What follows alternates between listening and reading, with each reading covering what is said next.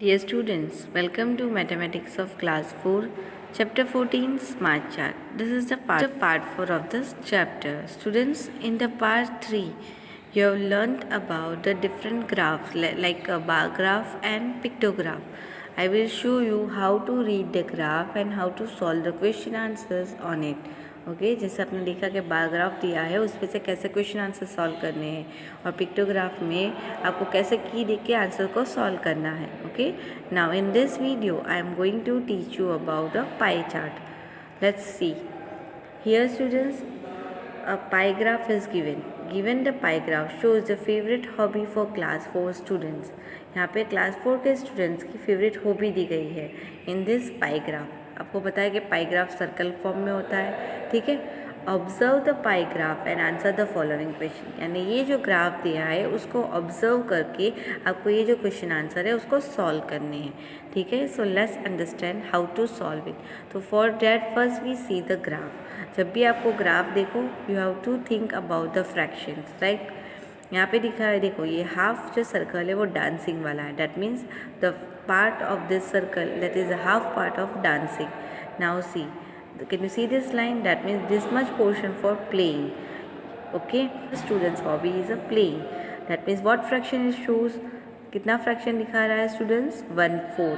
पता है अगर सर्कल के हम ऐसे इक्वल पार्ट करेंगे 4 तो ये 1/4 हो जाएगा students. Let's see I am drawing in here.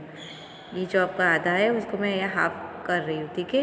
यानी ये वाला जो फ्रैक्शन है वो 1/4 हो गया. ठीक है. और ये डांसिंग तो ये दोनों पूरा है. That means it shows a half. Dancing में आपको ये पूरा कवर करना है. ठीक है. समझ में आ रहा है. ये पूरा जो पार्ट है नीचे का वो हाफ सर्कल है. और ये वाला जो है रीडिंग सिंगिंग एंड पेंटिंग ये पूरा ये जो पार्ट है दिस मच. ओके. ये क्या है? That is also 1/4.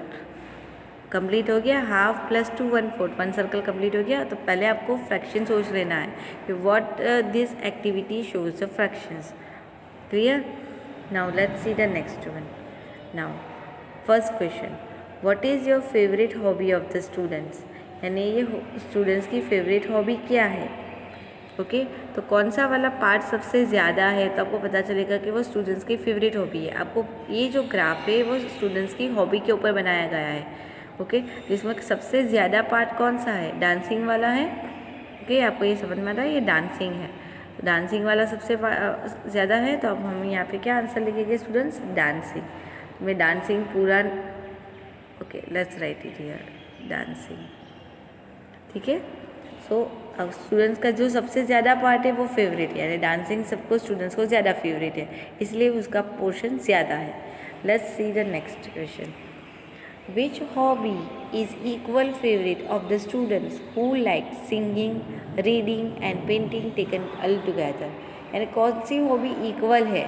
ये सिंगिंग रीडिंग और पेंटिंग तीनों को साथ में ले. तो आप देख सकते हो यहाँ पे ये जो 1/4 पोर्शन है वो प्लेइंग का है और यहाँ पे जो 1/4 पोर्शन है उसमें रीडिंग भी आ जाता है सिंगिंग भी आ जाता है और पेंटिंग भी आ जाता है.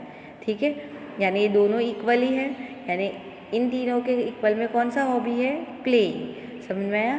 सो क्या पूछा है? Which hobby is equally favourite of the student who like singing reading and painting taken together. यानी इन तीनों को साथ में ले तो कौन सा हॉबी ऐसा है जो इक्वल है? यानी आपको समझ में आया ना. ये भी 1/4 है और ये भी 1/4 है. यानी आंसर क्या आएगा? प्लेइंग. देखो यहाँ पे रीडिंग सिंगिंग और पेंटिंग ये तीनों को मिला के 1/4 बन रहा है और यहाँ पे ओनली प्लेइंग का 1/4 बन रहा है. दैट मीन्स दोनों का फ्रैक्शन सेम है. तो यहाँ पे आंसर लिखना है प्लेइंग. PLAYING. ओके. ठीक है. आपको अच्छे हैंड राइटिंग से लिखना है. Now next one is what fraction of the student like painting. तो आपको मैंने बता दिया पहले ही फ्रैक्शन. पहले जब भी आप पाई ग्राफ देखो उसका फ्रैक्शन डिसाइड कर लो. ओके. और पेंसिल से लिख लो तो आपके लिए क्वेश्चन आंसर सॉल्व करना ईजी हो जाएगा. यानी पेंटिंग के लिए कितना फ्रैक्शन है तो वो हमें फाइंड करना है. देखो पेंटिंग कहाँ पे है? देखो can you see this line? Only this portion is showing the painting. अब आप उसे यहाँ पे ऐसा बोल सकते हो कि this is 1/4. No. 1/4 fraction is for the all this 3 hobbies. Reading के लिए भी है सिंगिंग के लिए भी है और पेंटिंग. तो पेंटिंग का कितना होगा? तो स्टूडेंट्स आपको पता है fraction means equal parts of whole. यानी ये जो सर्कल के हम इक्वल पार्ट्स बनाएंगे तभी वो फ्रैक्शन बनेगा. ठीक है। तो पहले हम उसके इक्वल पार्ट्स बना लेते हैं। देखो हमने पहले यहाँ पे 4 इक्वल पार्ट्स बनाए, ठीक है। अब ये उसके अंदर भी 3 है, दैट मीन्स यहाँ पे हमने 4 बनाए, इसलिए सबका फ्रैक्शन हमने 1/4 1/4 और ये हाफ लिख दिया। क्योंकि हाफ क्यों लिखा, क्योंकि यहाँ पे 2 1/4 मिलके वो हाफ ही बनता है, ठीक है। तो ये हम इसका 1/4 लिखेंगे तो वो रॉन्ग होगा, क्योंकि ये तीनों का मिला के 1/4 फ्रैक्शन है। तो व्हाट अबाउट दिस, पेंटिंग का फ्रैक्शन क्या होगा? तो first we make the equal parts. हम यहाँ पे जो इक्वल, यहाँ पे देखो आप, यहाँ पे 1 और 2 ऐसी लाइन बनाइए। सेम वे हम यहाँ पे भी 2 इक्वल पार्ट्स बना देते हैं। सेम वे हम हियर भी 2 पार्ट्स बना देते हैं। Here I am using the finger and making, that's why lines are not in proper directions, but you have to draw with the scale, so it's maybe in equal parts, okay। अब देखो अपने सबने यहाँ पे lines बना दी, हर एक के मैंने 3 पार्ट्स बना दिए, 1 2 3, यहाँ पे भी 3 बना दिए और यहाँ पे भी 3 बना दिए। अब टोटल कितने पार्ट्स हो गए सर्कल के, अब काउंट करोगे 1 2 3 4 5 6 7 8 9 10 11 एंड 12, टोटल 12 पार्ट्स हो गए। यानी पेंटिंग का फ्रैक्शन कितना हुआ, 1/12। कितना हुआ पेंटिंग का फ्रैक्शन, 1/12। यानी जब भी हमें फ्रैक्शन फाइंड करना होता है, यानी ऐसा नहीं कि यहाँ पे पेंटिंग पूछा है that means this fraction is 1/4, know that is wrong. यहाँ पे आपको 1/4 में भी 3 पार्ट्स बनाए गए, तो आपको हर एक के 3 पार्ट्स बना के इक्वली सर्कल को डिवाइड करना है। Then you have to find the fraction of painting, that is the 1 and 1 is the taken out part, यानी पेंटिंग का पार्ट है। और टोटल पार्ट्स कितने काउंट किए हमने, 12। समझ में आ गया, यानी पेंटिंग का फ्रैक्शन है 1/12, ओके। अगर सपोज हम यहाँ पे बोले कि सिंगिंग का फ्रैक्शन कितना है, तो singing is also 1/12। If I am asking what is the fraction of reading, reading का कितना होगा, 1/12, okay. If I am asking what is the fraction of playing, playing का फ्रैक्शन कितना होगा, तो आप देख सकते हो कितने पार्ट्स है, 1 2 एंड 3। तो अगर हम यहाँ पे ऐसा लिखेंगे 3/12, that is also correct। playing का फ्रैक्शन 3/12 है, because total are 12 but the playing parts are 3। So 3/12 का मतलब क्या होता है, 3 4 12। अगर उसका स्मॉलर फ्रैक्शन बनाएंगे तो वो 1/4 ही हो जाएगा, ओके। इसलिए हमने पहले से उसको 1/4 लिखा है, यानी वो आंसर चेंज नहीं होगा अगर आप इक्वल पार्ट्स बनाओगे, but the answer will be the same. Clear student, समझ में आ रहा है आपको, ओके। समझ में आया, let's see the next question. If there were 240 students and how many students like to play. अब हमें यहाँ पे पहले फ्रैक्शन पूछा था, ओके, फेवरेट पूछा था। अब यहाँ पे नंबर ऑफ स्टूडेंट्स देके यहाँ पे पूछा है कि कितने बच्चों को प्लेइंग पसंद है, ओके। यानी ये जो सर्कल है हम समझ लेते हैं 240 स्टूडेंट्स पे बना है। अब उसे उसमें प्लेइंग का नंबर फाइंड करना है कि how many students like playing. तो नंबर फाइंड करना हो तो क्या करना पड़ेगा, पहले हम प्लेइंग का फ्रैक्शन देखेंगे, 1/4 है, यानी 240 को 1/4 से मल्टीप्लाई करेंगे। Let's see here, 240 total number of students है, मल्टीप्लाई प्लेइंग का फ्रैक्शन कितना था, 4, ओके। यानी 240 मल्टीप्लाई 1/4 करेंगे, यानी 240 is in numerator and 4 is in denominator, यानी दोनों का रिलेशन क्या हो गया, डिवीजन का। हम यहाँ पे डिवीजन करेंगे, 240 डिवाइड बाई 4। 4 के टेबल में 26, सॉरी 4 के टेबल में 24 का आएगा, 4 6 24, ओके। नाउ 0 0, अब 0 को नीचे लाते हैं, जो भी नंबर नीचे लाने पर 4 से डिवाइड नहीं होता वहाँ पे 0 लगना है, 0 डिवाइड नहीं होगा, सो वी राइट हियर 0। यानी कितना फ्रैक्शन होगा, प्लेइंग स्टूडेंट्स कितने हैं, 60 स्टूडेंट्स, ओके। तो what answer we write here students, 60 students, okay. समझ में आया, यानी जो 1/4 फ्रैक्शन फाइंड कर दिया उसमें से हमें कोई भी नंबर दे, we can find the number of students also. आपको एक बार फ्रैक्शन क्लियर हो जाएगा तो आप कोई भी नंबर से आप स्टूडेंट्स फाइंड कर सकते हो। कि स्टूडेंट्स फाइंड करने के लिए क्या करना है, जो भी टोटल नंबर है उसके साथ वो फ्रैक्शन को मल्टीप्लाई करो, so then you have to do the division and you get the number of students. Clear, let's see the last question. Number of students who like reading is equal to the number of students who like to paint. State true or false. यानी जो students को reading पसंद है is equal to the number of students who like paint, उतने ही बच्चे को painting करना पसंद है। वो सही है या गलत, तो आप स्टूडेंट्स यहाँ पे देख सकते हो, रीडिंग वाले बच्चे हैं उतने ही बच्चे पेंटिंग वाले हैं, यानी ये स्टेटमेंट क्या है, सही है, बराबर है। number of students who like reading is equal to the number of students who like paint. बराबर है, यानी रीडिंग वाले और पेंटिंग वाले दोनों बच्चे इक्वल है. That means this statement is true. तो हमें यहाँ पे जस्ट क्या लिखना है, ट्रू. क्लियर स्टूडेंट्स, समझ में आ गया आपको? ठीक है. तो जब भी आपको पाई चार्ट सॉल्व करना है, यानी पाई चार्ट का रीडिंग करके आपको आंसर लिखने हो, तो you must be make a fractions. पहले अच्छे से समझ के उसको फ्रैक्शंस में डिवाइड कर लो. ओके, आप लिख लो पेंसिल से for your understanding, and then you solve the question answer. Clear students, समझ में आ गया? Okay, let's see the next one. Now student, let's see of this question. Draw a pie chart of the following data. Number of students participating in different competitions. So students, in the previous exercise we have seen that how to understand a pie chart and how to solve the question answers on it. Okay, वो हमने देखा pie chart पे से कैसे question answer solve करने हैं. Now in this exercise here we have to draw the pie chart. मैंने pie chart draw किया है. The data which is provided, यहाँ पे जो डेटा प्रोवाइड किया है उस पर से हमें पाई चार्ट ड्रॉ करना है. ठीक है students. So pie chart means what, in which form you will draw. Pie chart is in circle form, यानी सर्कल ड्रॉ करके ड्रॉ करना होता है पाई चार्ट में. What is the another name of pie chart? Another name of pie chart is chapati chart. ठीक है. So students, for before drawing let's understand the data, यानी जो हमारे पास डेटा है उसके ऊपर से हमें ड्रॉ करना है. तो पहले डेटा को समझ लेते हैं. तो what is given here? Competitions. Which competitions? Here painting, dancing, essay writing and quiz. Okay, these are the competition name. Now here number of students.